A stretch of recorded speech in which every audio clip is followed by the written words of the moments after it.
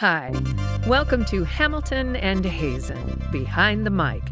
Join author M.L. Hamilton and me, I'm narrator Kelly Hazen, as we discuss our latest audiobook. Born from our 7 years of collaboration and more than 60 audiobooks we've produced together, listen to the ins, the outs, the ups, and the downs, the inside track you love to follow, Behind the Mic. Welcome to Behind the Mic, number 5. Today we're going to talk about the Year of Discovery box set. That's all 12 novellas that we have compiled into one massive box set, which has been out for about a month now, I think. It's doing really well. But interesting, you wrote it and we started recording it 2 years ago? Yeah. So today we're going to flip the switch, and you're going to do the interviewing. You're going to do the interviewing. Okay. All right. Hi. Welcome to Behind the Mic.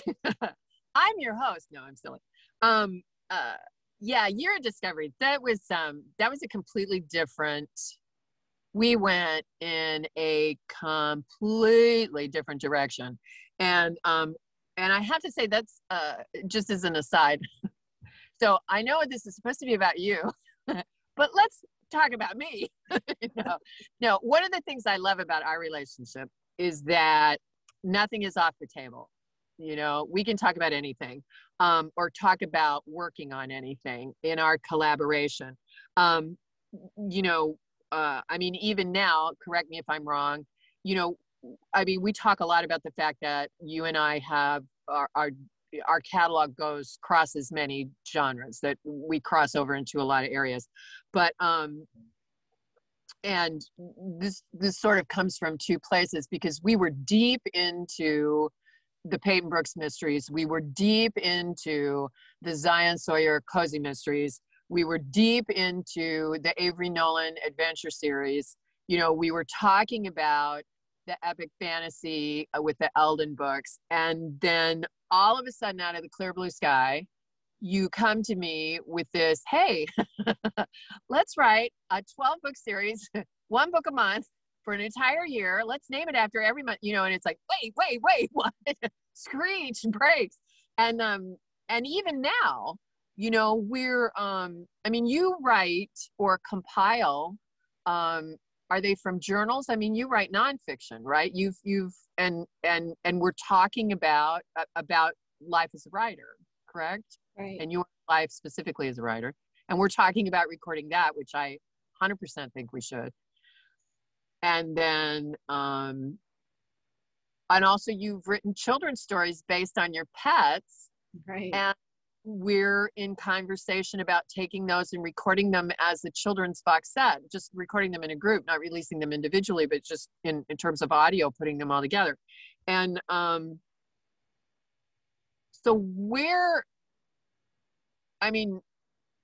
always love that, because about you, that you get an idea about writing and you write it. I think about writing and I think about it, and I think it to death, but you just do it. And why did you get the idea, because mystery kind of connects to cozy, mystery kind of connects to adventure, but this Year of Discovery, and although there are suspense elements, I think, in all of these stories and in everything you write, where did this idea come from? So we were right in the middle of the YouTube movement, the Me Too movement.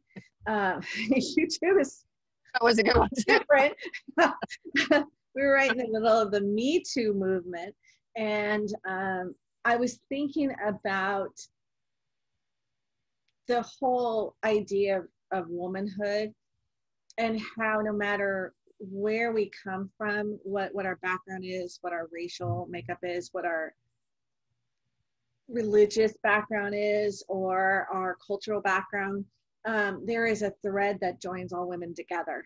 And our experiences are unique, and yet they're not. I mean, yet they are relatable. I think all of us can relate to the experiences. And so I had this idea of representing these women bound together by this one event, which was the death of one of the characters who we only see in flashbacks. We don't ever even hear from her directly. But I thought all women are interconnected in that way. We can find some kind of thread that joins us that's a common bond.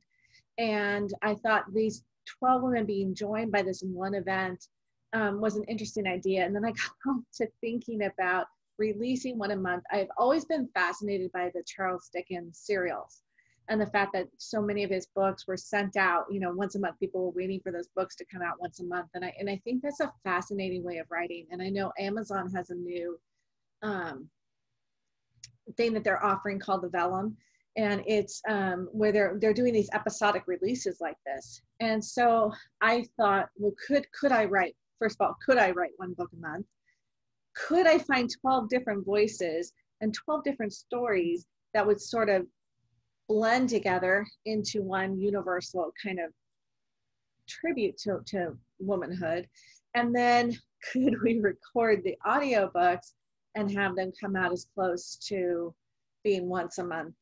And so the thing that I think is most exciting about this series to me is the fact that I came with this crazy idea. And when I mentioned it to other writers, or I mentioned it to my family, they were like, have you lost your mind? But when I presented to you, you were like, let's do it. Let's go for it. Let's try. And I, to be honest with you, you were the only person who told me, we can do this. We can get this accomplished. And we did it. We did do 12 books. And I think they all were, you know, I know they all came out in the month that I wanted them to come out, the actual physical book did. But I believe that the audiobooks were pretty darn close. We were really just nailing them. Yeah, because I remember you wanted the books out as close to the first day of the month as possible. And the audiobooks all came out within the month. Right. A couple of them were near the end of the month just because there's that turnover time. I mean, that wasn't us. That was, you know, there's the QA Audible that they have to go through. But and we have that's no fixed time on that quality assurance process. But yeah, they all came out within the month. And yeah, I was proud of that. I was just from a production point of view for both you and I. Because I know, I mean, we talk deadlines all the time for marketing and promotion and stuff like that. And you know, I can always tell when there's the echo, when there's the crickets on the other end of the phone, that you're in the midst of your creative process and deadline means nothing. Yeah. Falling on deaf ears, that you must respect the creative process. And so you had to force yourself, you know, you had to be very strict with yourself, not only because you had the goal for yourself, but because you knew that you had to deliver. And we started recording books that you had not finished writing. Right. If you'll recall, you had I think most of the books were 7 chapters, right? 7 or 8. And you refused to send me anything until you were at least in chapter, I think 4 or 5. Yeah, that causes me endless anxiety. Just so you know, to turn over before it's completely finished. It's just anxiety provoking. And I've done it multiple times. But I always feared, like, you know, what happens if I suddenly realize there's this major plot hole. But yeah, for me, it was a discipline thing. Like, how disciplined could I be?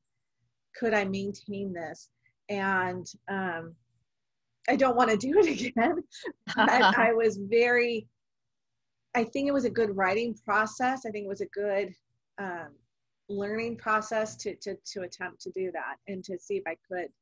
I have to say, and to our listeners too, because when you were talking about Dickens, the work of Dickens and how it came out in serial, Stephen King, right? Yes. For those of us who are not necessarily, and I love the classics, but for those listening who aren't, you know, necessarily into classics, Stephen King wrote The Green Mile Yes. as a serial. A chapter a month came out, or yeah, I think it was a chapter a month, and that's how I read it. I couldn't wait for the next, and they were tiny little paperbacks that were, really, really thin. And I couldn't wait each month for the next one to come out and go down to the drugstore, right, and get it. And those of us, if you're listening to us now, do that. Read it, and you can do it with the Year of Discovery if you want to, because I mean, you can get it as a box set, but all of the individual titles are available. And listen to January, and then force yourself to wait until February to get February, and let yourself listen. It's an amazing, it's a wonderful experience to meet out and to cause yourself to consider what you've already heard or listened to, or read, and to just think about that and mull over that while you wait with bated breath for the next installment.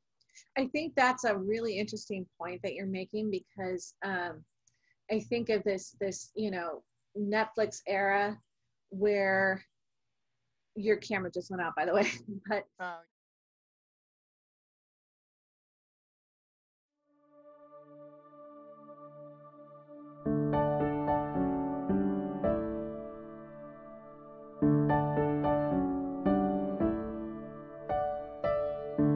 Lexi, we can't control everything that happens to us.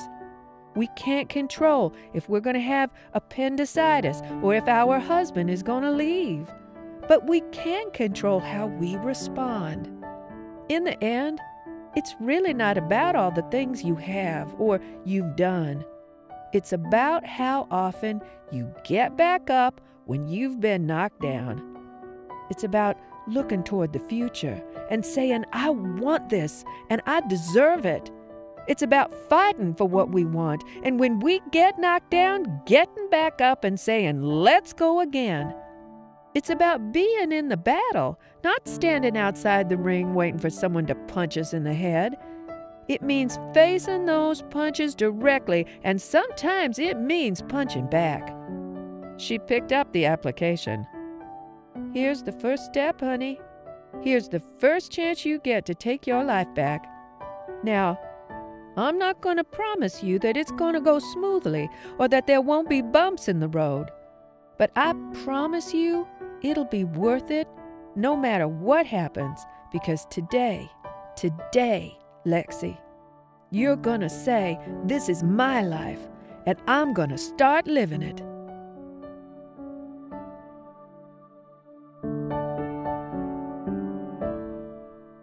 Welcome back to Behind the Mic.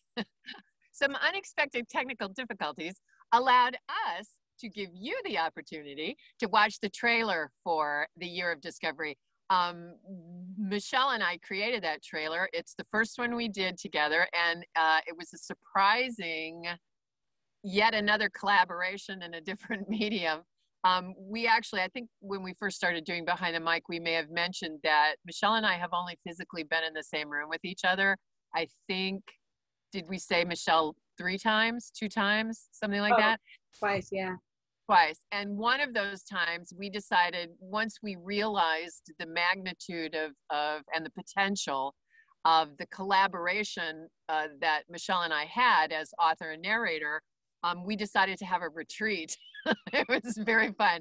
And it was a few years ago in, it was March. It was in a March. And during that time, we created that trailer. And I think I love it. And I hope you do too, as an audience. But so thanks for watching the trailer. Where were we, Michelle? What were we talking about?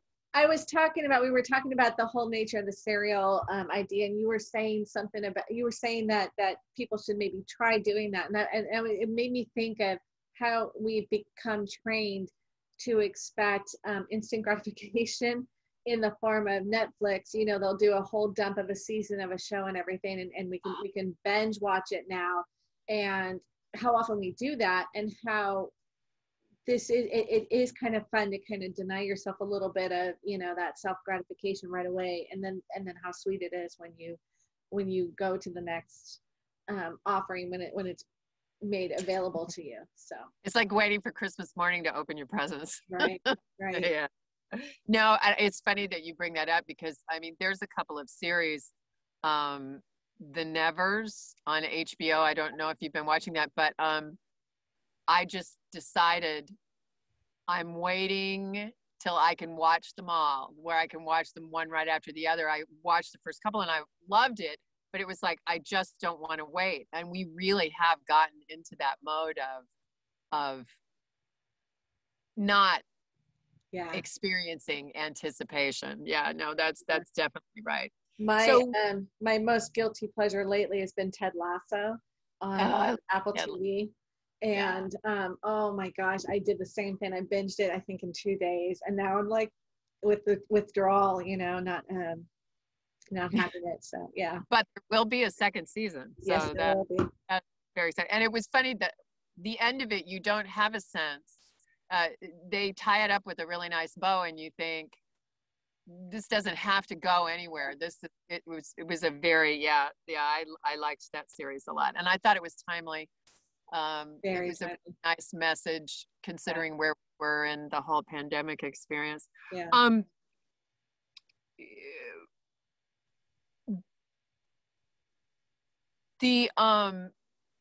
Sorry, I'm trying to think how to form this. So we talked about the idea, how you got the idea to do this. And did we actually touch on, it came to you, I wonder if I can do a book a month?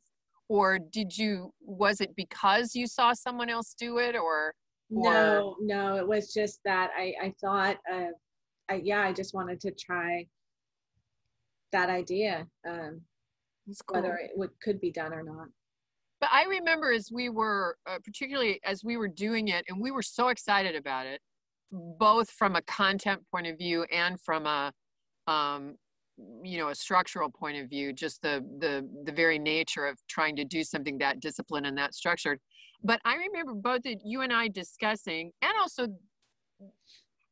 the fact that we were in the middle of Me Too, and that we thought it was timely for this content and for these stories, these 12 different stories.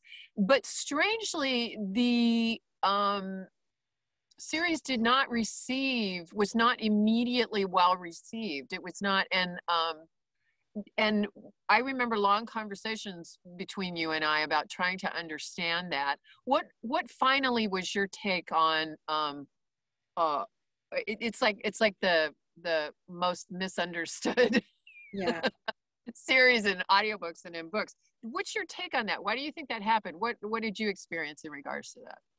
Well, I think it's just it's the idea of expectation, which we're all guilty of that. We have an expectation of what somebody is, and I have become a mystery writer, and so I think that the idea of going to something that wasn't necessarily inherently a mystery was difficult for some people. But I also think there was this stigma attached to it, that there were so many. During that period of time, I think, what was it, weekly, you were hearing of some high-powered man just being brought down because of his past behavior. And I think that there was this idea that, well, this series must be about hating men. And it's so far away from that. That's not at all what it is. But I think that there was that sense that this is going to be just about slamming on or railing against, the patriarchy. And it's not about that. It's just about sharing those women's point of views. I think the turnaround was a really weird thing. I was at the state fair when we had state fair.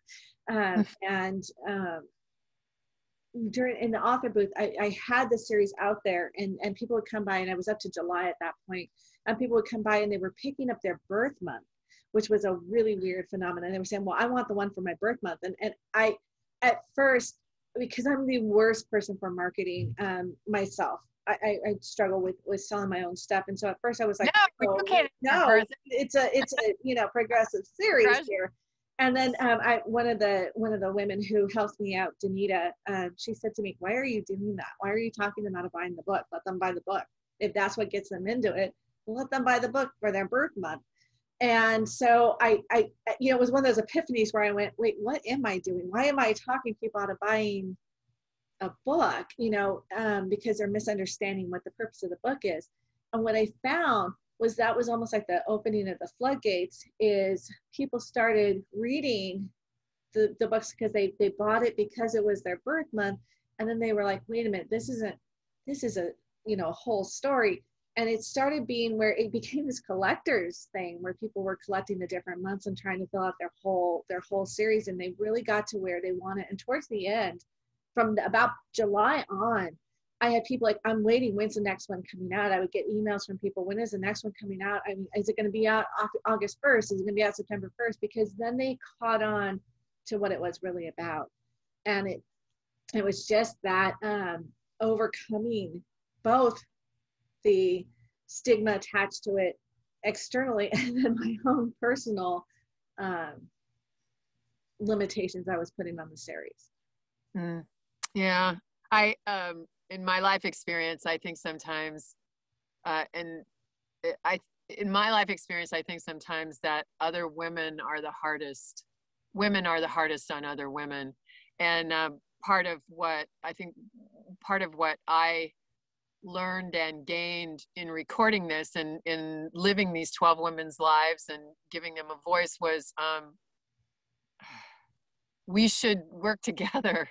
Right? No one understands better what it is to be a woman and the obstacles that we face than another woman. Right. And we should be lifting one another up, not tearing one another down. And it is so interesting. That is such an interesting phenomenon in the world. I'm guilty of it myself. And, but that was one of the things I learned. What did you learn? I mean, was there anything in having experienced this structure or in discovering these stories or in any of that, what did you learn from going through this experience? Right. Well, I think what you said is so important too, is I mean, yeah, every woman is guilty of doing this, the competitive nature seeps in, and we tend to, I mean, I've heard my own words coming out of my own mouth where I'm tearing another woman down, and I don't understand why I'm doing it, and or why I have that instinct to do that. And I think going through these 12 women's lives, and I tried to be as broad across the spectrum. I know that there's a big push now for writing what you know and writing what you experience, and I get that, but I also wanted to try to write from the perspective of other women going through things that I haven't experienced myself. I think about Lexi with the battling drug addiction. That's not something I've experienced, but it was interesting. It was interesting to go into that dark place, and how do you climb back out of it? I think of Destiny being a widow. How does she deal with that? And then Micah, who her whole world is falling apart. And how does she come back from that? How does she pull her life back together again? And the one that I think most of all that was hard for me to tap into is Margot. The idea of losing a child is so terrifying to any woman who has had a child or raised a child or had a hand in bringing a child along. The idea of losing a child, and how do you function? How are you ever even partially whole again? That one was a scary one for me. I shied away from writing that one because there were times where I'm literally writing it that I was sobbing, because just the idea of what she was going through was so hard for me to even fathom. So I think it was a good exercise for me. And then I think you brought up why am I drawing a blank? That Sato. What is her first? Mariko. Yeah. Yeah. Psychiatrist, and she's very kind. She's a mother. I think about her experience, with having to reject her son. And my goodness, I mean, I just don't even, realizing that the only way forward is to make that choice. Hard luck. Yeah. So I think those are the things I learned, was just the delving into those characters' lives and their motivations and why they make the choices that they make, and realizing at the elemental level there is this universal female experience, woman experience that we all share. And if we were to just tap into that and that realization, boy, I think, women could even advance further than what they've advanced. If we just elevated, like you said, if we lifted each other up, if we elevated each other, we realized that, it's a sisterhood. And it's reclaim the power. I mean, in ancient cultures, there are whole countries run by women in matriarchal, a matriarchal hierarchy, and that's been chipped away and changed over time and beaten down. And yeah, I think,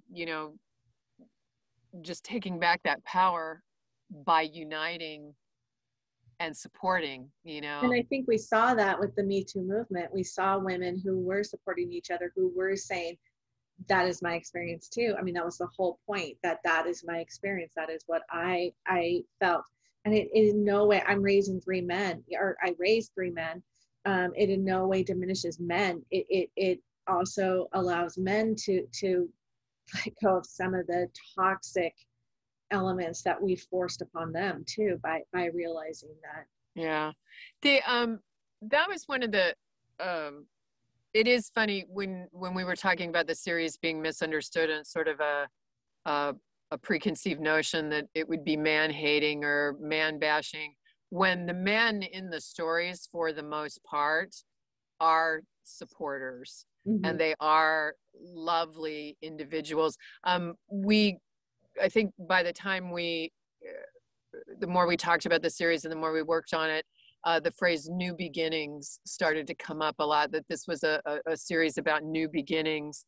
And I think it's interesting because, that sounds very sunshine and cookies, new beginnings. But a lot of several of these stories, these women were forced into new beginnings. These people were forced into new beginnings and they didn't want to go there, or maybe that new beginning wasn't necessarily a wonderful place to be. You were talking about Lexi from March, and struggling with drug addiction and overcoming drug addiction.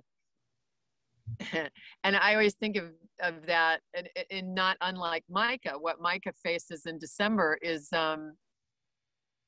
she overcame it, but then she's also got to, one day at a time, she's got to continue to overcome it. It's every day is a new beginning in that regard. And that to me is what was so beautiful about the series. I mean, when I think of those 12 women and the 12 obstacles, it's, you can call it the female experience or whatever, but you started that series so beautiful because at the beginning there was Maddie Yates, and, and it's a series about new beginnings. But in order to create those 12 voices that would, in the hope that people would listen to every month, finding that difference in those voices. And Maddie just had a very simple dream that it was really difficult for her, to take those steps forward to approach that dream of the bed and breakfast. It was very simple. And it's, and how many of us have had those situations where we want to do a thing and we just can't marshal the forces or the courage to just begin, and so that was such a beautiful unifying way to start that series. And of course, Maddie was the sister of Meredith. Meredith is the woman that has passed away, that the death that unites these 12 stories. All these 12 people are connected to Meredith in some way and her death. You mentioned Margot, who was the mother of these 3 girls. And Margot, who had lost her life's partner, Alan. And in the very beginning of the book, she's talking to Alan, and she spends a lot of time remembering Alan. And she meets a man that she thinks she might be able to love again, and giving herself that permission, that she's not somehow betraying Alan, even though he's passed. I mean, it's simple. It seems obvious, but still that idea that we're supposed to belong to somebody, Yeah. And just hearing you do the voices, I get chills. What I think people don't know, in that series, I wrote the youngest character I've ever written. Why am I drawing a blank on names? Is it Lizzie? Yes. Lizzie. Lizzie. Yeah. Nurse. Yes. Lizzie, who wants to be a nurse, and she's very excited she's in school. Yes, she's Lizzie. Really wonderful. Yeah. And she's youngest character. And then the oldest character I've ever written in Margot. And that experiencing that too was something I wanted to try. So yeah, Lizzie is May and Margot is July. And then there's Micah, who's the youngest one. She's the youngest sister of the Yates family. And, Maddie and her bed and breakfast, and Micah, Micah is just, she's happening. She's in marketing, and, and she's doing really well. And she drinks too much. And, and this one fascinated me because, I like my vodka and kombucha. And the idea that in her sadness over her sister, she drops into a habit in drinking, right? Right. And allows herself to become an alcoholic. Yeah. And what's interesting about Micah is she was the one, more than any others, more than any of the other ones, where somebody would write to me repeatedly, because Micah kind of carries through the whole series. You see Micah frequently. They would write to me saying they were worried for her. They were scared for her. And I think that idea of masking your gut level pain with alcohol, how many of us can relate to that? How many of us come home from just a miserable day at work and it's a glass of wine, or, and how quickly, what a slippery slope that is. And how I think so many of the readers, maybe they couldn't necessarily relate to Lexi, but they could relate to Micah. They could see how you could, because it's legal. It's everywhere. It's so part of our culture. And I think they could relate to Micah, and they could see how that spiral could be very, anybody could, possible. Yeah. Could like go a that. Yeah. That downward cycle. It's like getting caught in a riptide. You just keep, and yeah. But these women, Maddie has the dream and just the inability to follow through. Destiny, who's a war widow and has the dream of becoming a singer. And yet beyond that, she, because her church thinks that because she's a war widow, she's flung into a situation where she's dealing with suicide and the potential of suicide from a very similar situation where she lost her husband. Lexi, who's a single mom, whose ex-husband is trying to take her daughter away from her, and she's struggling with trying to get, her education started and whether or not she's going to be able to pull it off, and the throes of getting out of drug addiction. Rosie, who's, she's a mom, she's a successful bank manager, she's got teenage boys, she's got, a lovely marriage, and juggling career and family and yet not feeling fulfilled. And that was one of the most interesting stories, I think, because, they're not all happy endings. And how many women have been in a position where they have to sacrifice self for their family? I remember you bringing that up when I finished April. As you said, what you liked about that book in particular, why it stood out to you, was her having to make the choice that her family had to come first, and she had to sacrifice what she wanted. Women do this all the time. We are always making bargaining, right? We're always bargaining with what we want and what our family needs. Yeah. But there's, breast cancer, stalkers. Some of these women are politicians. Some of these women are doctors. It's really senators, well, politicians. it's the scope of this series, and family issues, health issues, spiritual issues. It just there was no frontier that we didn't examine, and when we got to the end of it, I was actually quite startled. I remember being in this booth and recording the very last words of December and having to take a moment to just weep at this incredible journey that we had completed, of all of the pain, that that you wrote and I experienced, or and I really want to encourage our listeners. I took the moment in that moment to record how I was feeling, because I felt like we had come such a long way. And I recorded a tribute to my friend, M.L. Hamilton, my colleague, my collaborator, M.L. Hamilton, my employer, M.L. Hamilton, and to the Year of Discovery. And that tribute, it's just a few minutes long. It's on my SoundCloud page, and you can listen to it.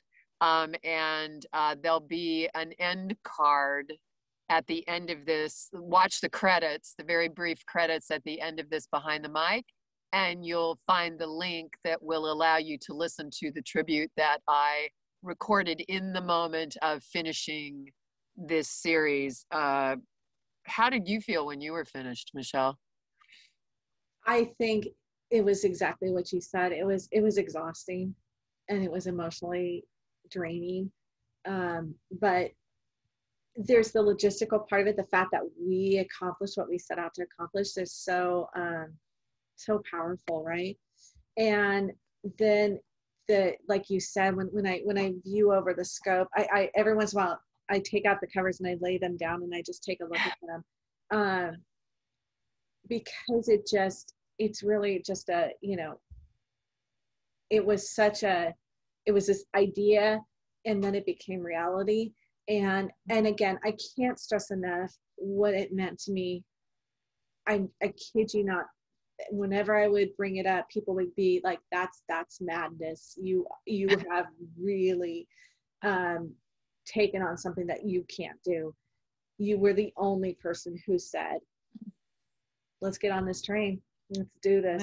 You never told me that. You never told me that before. Yeah. Hey, babe, there's nothing we can't do. That is so well, you know what, that is just actually the epitaph on this whole series, is two women deciding that they were going to take on this challenge, and we did it, babe. We did it. And I think that's just the final testament to what the reason for this series was to show what women can do when they support each other and they have each other's backs. And that's a thing of beauty. Truly, truly. Well, thanks for joining me for this fifth episode of Behind the Mic. And so you want to give a preview of where we're going from here? Oh, yes, ma'am. Our next one up is the next Peyton Brooks, Yetis and Whistler. And this has been long awaited.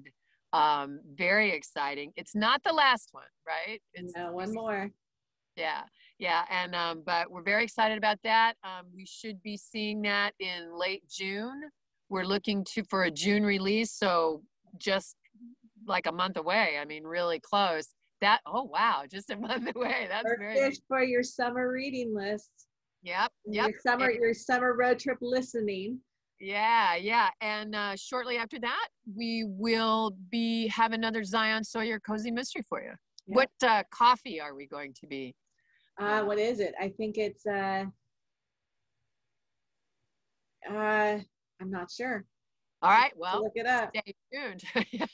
No, it is. It's mocha, cafe mocha. Oh, ooh, cafe mocha. Yeah. Yay. All right. So always something coming. Join our newsletters if you'd like to know more on a regular basis. Join us on Facebook, Twitter, Instagram, Pinterest. We're there with all of our audiobook and writing news. And I can't wait till we can talk about Yetis and Whistler. All right. Take care. Care. Bye-bye. Bye. Thank you for joining us for Hamilton and Hazen Behind the Mic. Visit authormlhamilton.net and kellyhazennarrates.com to join our newsletters for more insider news and views. Today's episode is sponsored by Phoenix Publication Services. PPS, Digital Shepherds. Let us ignite your writing goals.